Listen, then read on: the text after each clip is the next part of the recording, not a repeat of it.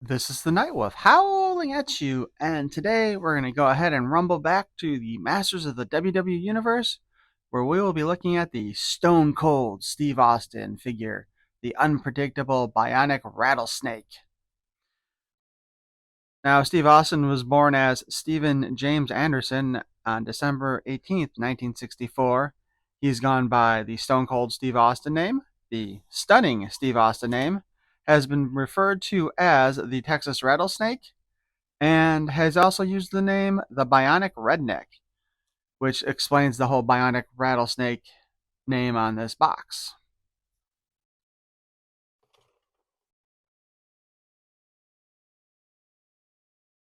On the back, we can see Steve Austin here going up against Rey Mysterio and the Ultimate Warrior. You can try to stamp a mud hole in the rattlesnake, but Stone Cold will just come back to open a bionic can on the WWU Eternia Superstars. And that's from the bottom line because Stone Cold said so. Um, I just want to comment here. Is there a specific reason why it's written as you can try to stop a mud hole in the rattlesnake? Because shouldn't it be you can try to stop a rattlesnake in a mud hole? Anyway, we see that he has got a bionic jaw and some weapons, a hook and a claw to hook into his arm, basically using Trapjaw's weapons. His wave mates were, of course, himself, Steve Cold Stone Austin. Steve Cold Stone Austin? Unpredictable Bionic Rattlesnake. China, the ninth wonder of WW Eternia, and Rey Mysterio, the heroic high flyer.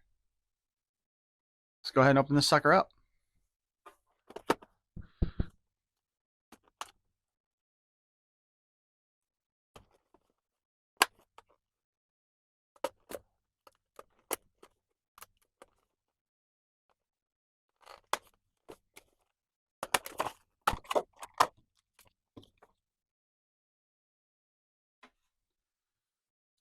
And of course, like China before him, his little card only comes as a card with the cover, very similar to what we saw on the back. In fact, it's almost identical with just a couple of brief changes.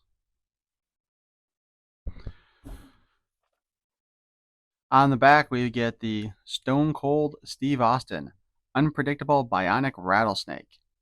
The great battle has begun. A darkness threatens to consume WWE Eternia as the faction of evil superstars from parts rise from parts unknown to control the balance of power. But the heroic superstars accept the challenge to defend the planet and determine who are the masters of the WWE Universe. Height 6'2". Weight 252 pounds. Superstar powers cybernetic stunner, rattlesnake venom. Foreign objects: bionic limbs for trap jawing and superior mauling. Oh, that was quite the mouthful. Yeah, this is the part of the last wave, and again, they did not do comics for those. It seems kind of weird to me, though, to be honest, that they discontinued this line only to start up the Superstars line, which is just the same thing without the Masters of the Universe motif and more soft goods.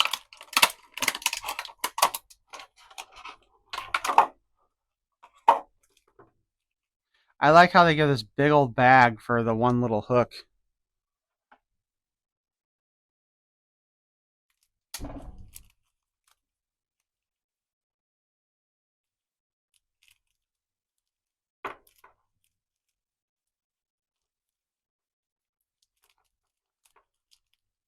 Also, it's kind of sad, my inability to get the hook out of the bag once I've cut it in half.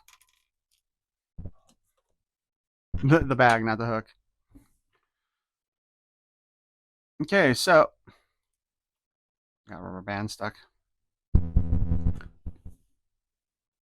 So Stone Cold here, he has a vest that is actually looks to be unique to him.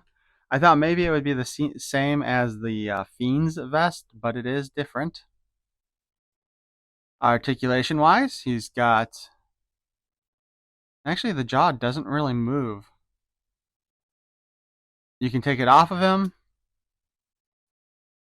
and you can put it back on.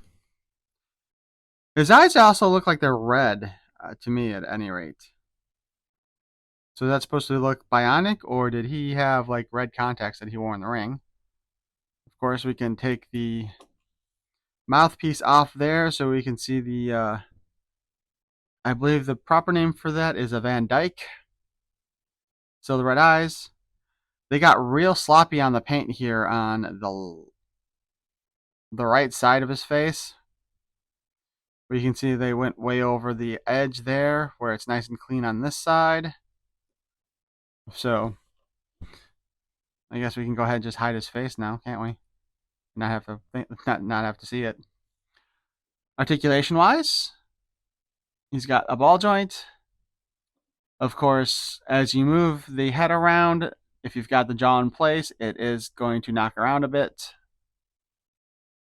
And again, there's not really a whole lot of movement on the jaw without it coming apart.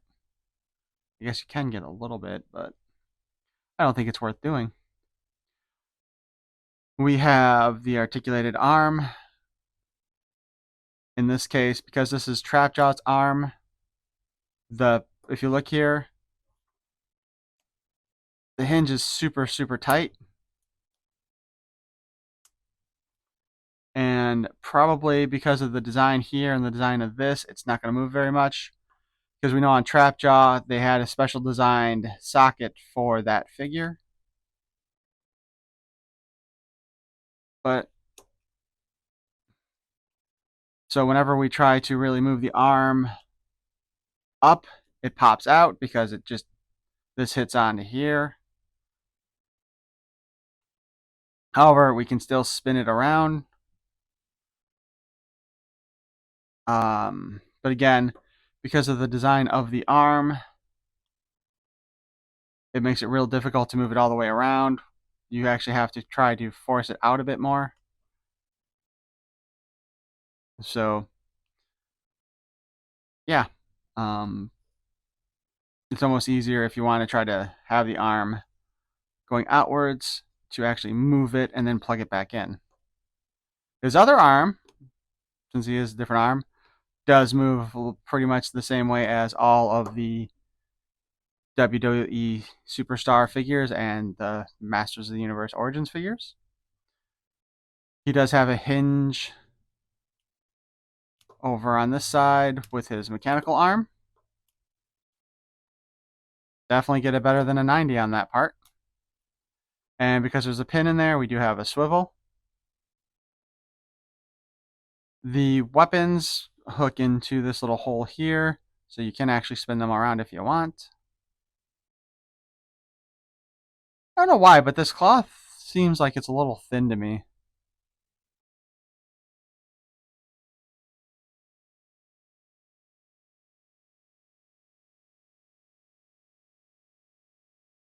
We do get a waist swivel. The belt does get stuck with the vest, so it kind of moves awkwardly.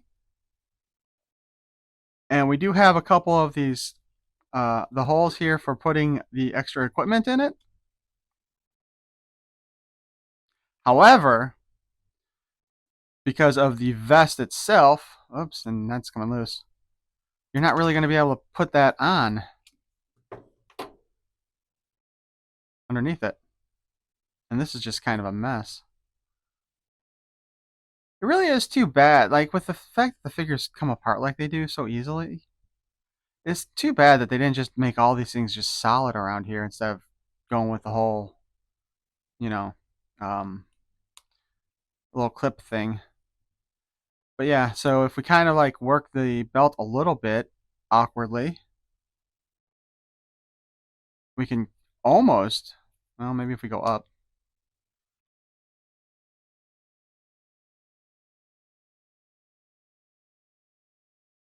This is one of those things that kind of falls in the whole design fail category.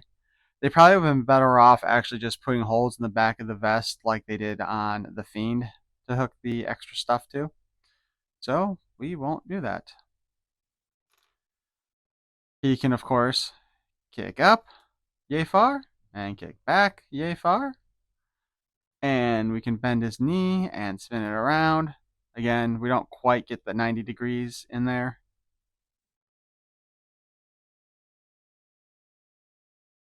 We have the boot cuts, which now that I think about it, these are the same legs used on both Trapjaw and Manny faces.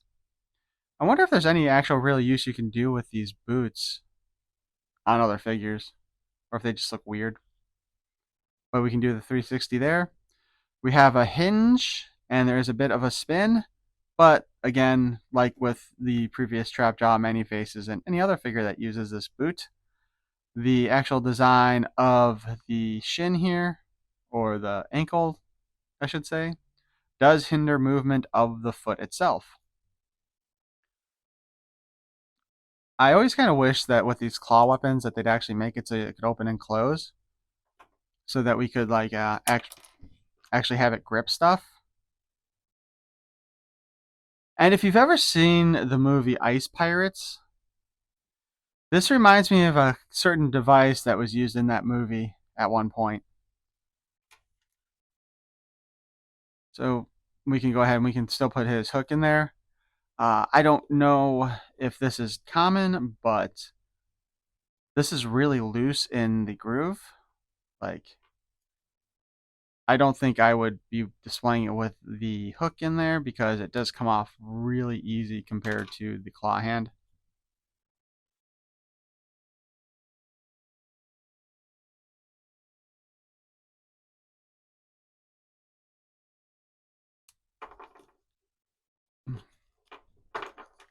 And of course, on his vest, we have the word Bionic, obviously for the Bionic redneck. We have this little skull logo, which I am not familiar with it. And then we have the 316, which came from one of Austin's catchphrases, where he refers to kind of like a Bible verse thing where he calls himself Austin 316, I believe, or just calls out Austin 316. So I missed this earlier when I was talking about the figure, but he also has a skull on the back of his vest. Don't know how I missed it. And while we're at it, he's also got a tattoo on his ankle. In fact, I would say, or thigh, calf. I would say that part of the reason why they designed the paint job on his legs was specifically so they could show that off. And one other thing I noticed that seems kind of weird is that there's only like two like hooks on the belt. Pretty sure Trapjaw's had three, and I think this is almost maybe a little bit shorter than Trapjaw's. Anyway, that's it. Just a little extra.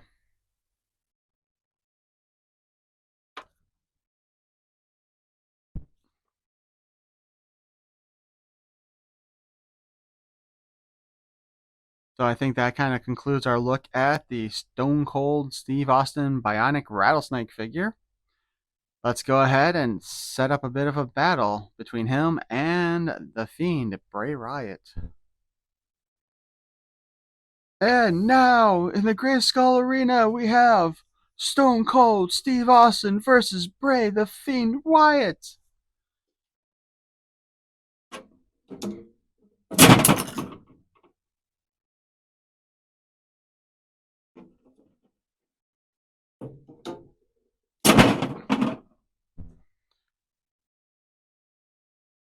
And please feel free to like, comment, subscribe. Peace and love.